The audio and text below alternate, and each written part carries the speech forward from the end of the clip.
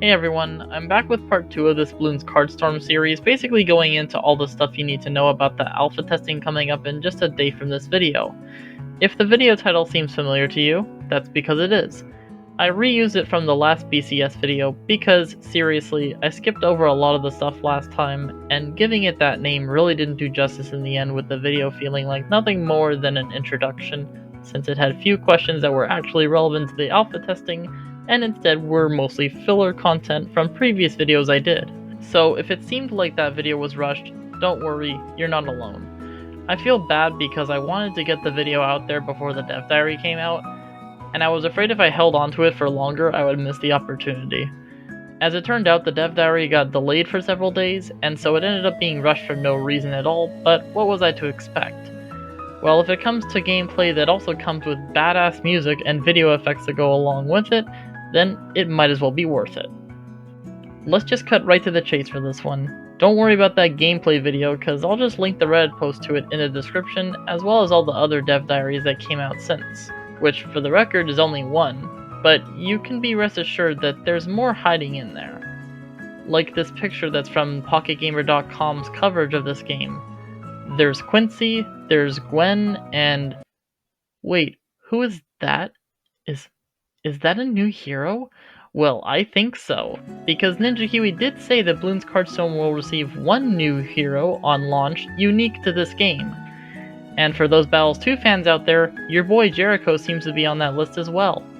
After all, there are going to be 6 heroes planned for the public launch. I seem to be getting ahead of myself here. I've already gone over the deck building part in my last video, but I'll mention this one more time since the August 7th dev diary gives more information about this, as well as how cards will be earned throughout the game. I'll make a third video once alpha testing starts where I share my true thoughts about this game and if you should play it. For now, let's get to the monetization for BCS. Every single card in the game can be earned without spending any money, which is cool and all, but let's address the elephant in the room. Bloons TD Battles 2's release was notorious for how much grinding was required to unlock everything in the game, including upgrades. I don't want to go into a lot of detail on it, and frankly, I don't need to. I already did this on another video, and just searching around Discord and Reddit is really all you need. So how are they going to avoid a repeat of what happened there? BCS in-app purchases will focus on card crafting materials and single-player adventures that introduce heroes and cards. Those heroes and cards will be accessible to all through progression rewards and or crafting, but the IAP adventures will allow players who want immediate access to have that. There are also going to be cards made specifically for cosmetic purposes, which you may need to pay for. I decided to group these two questions together because of how the answers complement each other, but I generally avoided answering questions like these that are too similar to each other when picking them. Crafting cards will require tokens of a specific type related to the card you want to craft. You'll get these tokens from completing quests, achievements, playing games, etc. We'll also be launching with a valuable universal token currency that can fill in for any other currency to craft cards with. Tower classes will be present in this game, similar to how they work in BTD 6.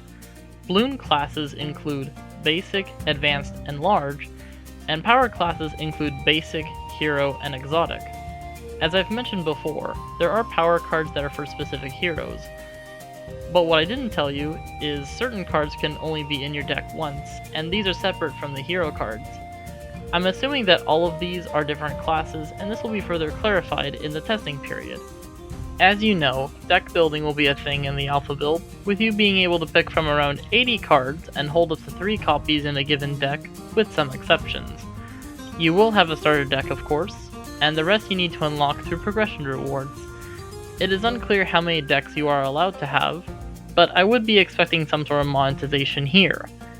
I wonder if this also means heroes will need to be unlocked through PvE content. Most likely yes, since there is a story element planned for the game.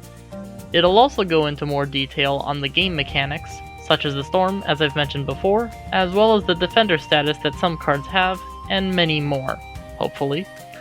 Not going to lie, the tutorials in the past games have been pretty lackluster, even in BTD 6, although those ones are currently the best. We haven't seen too much in the way of new bloon types recently. But this was actually mentioned once in a past dev diary in the form of an Ask Me Anything post that I haven't seen anyone cover at all yet.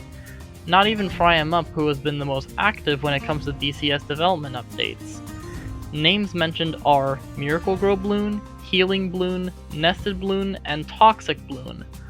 All of these are by name only, so a lot of information on how these bloons actually work is unknown. Even in the game files, not much of this stuff has actually been programmed yet. I do, however, have an idea for the nested bloons. Since we don't currently have any bloons in the game that spawn children, it could be possible that these ones will spawn children in the same way the traditional Bloons TD games worked. Totally not taken from the game files here, but seriously, that's an easy conclusion to come to. Healing Bloon is also self-explanatory. The Shield Bloon also appears to be returning from various Bloons titles that used it in the past, and similarly there will be a shield for heroes too. Well, by the time the new alpha build update is ready, more of this stuff will be in the game and probably even playable, so if this is the case, you'll hear it from me first.